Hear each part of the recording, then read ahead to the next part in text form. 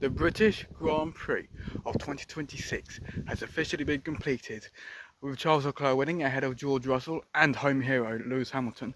But it was a very topsy-turvy way of getting there, and it was a very confusing way as well, especially after Max Verstappen crashed at Stoke Corner and DNF'd.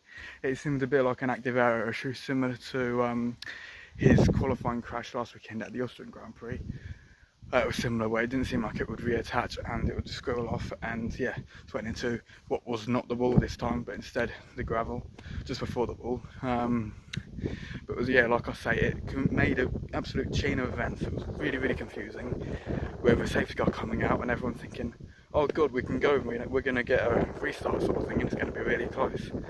The order was Leclerc, Hamilton, Russell for the top three, and we all thought we were going to get a restart because this was like lap 46, 47, lap 52.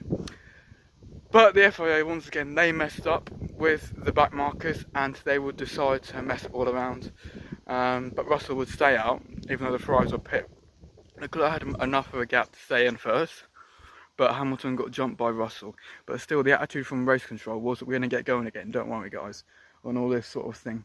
But they were delaying the process of putting the back markers through, it seemed like, and you know, in the end, eventually they would finish under safety car. But they were given the instructions that it would be a restart with one to go, literally as they were in the S's. Then, just before the chicane, where the pit lane entry, they decided to call it off, and they would go over the line for lap 52 out of 52 to start the final lap with the safety car still in the lead, and it would finish like that.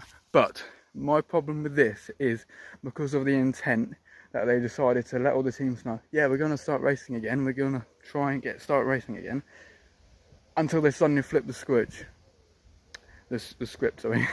And yeah, they just completely messed it all up, and like we saw, it costed some people positions, and it costed Antonelli some points as well after his horrible day.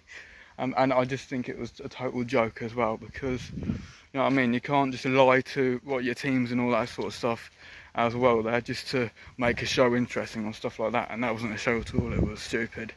And if you really want to make a show like that, like what we were talking about on the JB Motorsport stream at the time, they need to go red flag, and it would be like a 5-6 lap dash, and it'd be a proper thing, where it would be like drivers can sort of change their setups and get a different tyre on and stuff like that, and you know, you can see where the real comers and goers are. That's what they should have done at Abu Dhabi 2021, and that's what a lot of people still believe, myself included. But they decided to do this instead. And if they want to finish under green, like we said on the JB Motorsport stream when it was happening, just go green when it happens, with like 5-6 to go. That is a much better way and a much fairer way, because they can all change their tyres and reprogram themselves and all that sort of stuff, just like Monaco. That was a good example of doing that. Although that was different because it was for track changes, but safety for a similar reason nonetheless. It has happened before where they finished under safety car, that is fine, like Monza 2022, that race was won by Max Verstappen, but it's just so inconsistent with where the FIA seem to change their minds on a whim sort of thing.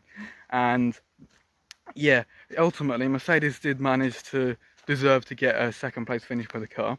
That driver was not George Russell though, that was Kimi Antonelli.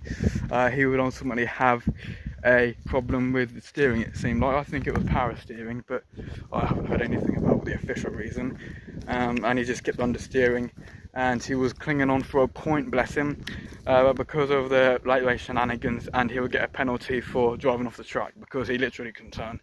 That would be, I think it was P13 or 14 finish, so yeah, he wouldn't get a score there, but good on him for trying. That was really good to see, and that is the mark of a true champion. So we all know he will be a champion one day, for sure, if he gets the right scenario. It could be later on this year, but the kid's definitely going places, I'll tell you that, guys. But it's just really silly, and this is part of the FIA where it really makes them seem like a joke, and they are a joke with this, because they just go inconsistent as anything. And well, it's just silly. And if anyone has any more prior knowledge to this, please let me know. Maybe Nina, Lola, if you two are watching this, please let me know if you had any more knowledge at the track than I did, because I mean, yeah, like I said, all of us in the JB Motorsport stream were just losing our minds going, what the hell is this?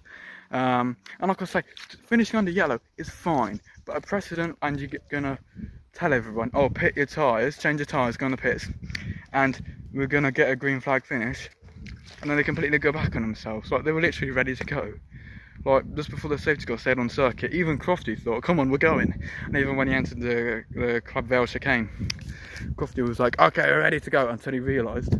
And him and Brundle were like, what the hell? But yeah, Formula 1 at the British Grand Prix. It was actually a decent show, to be fair, and it was a lot better than I was expecting in terms of an energy sort of management standpoint. But this doesn't even put into question what this happens. And I just really don't understand it at all. But yeah, can anyone let me know about this, because I do not understand what this is about at all. And yeah, this is an instant reaction, so I don't really know much. It's just a bit of a new thing, so if you like this, please let me know, and I'll try to do more when possible. And yeah, it's just really confusing, but like I say, if anyone knows more, please let me know, because that would be really fascinating.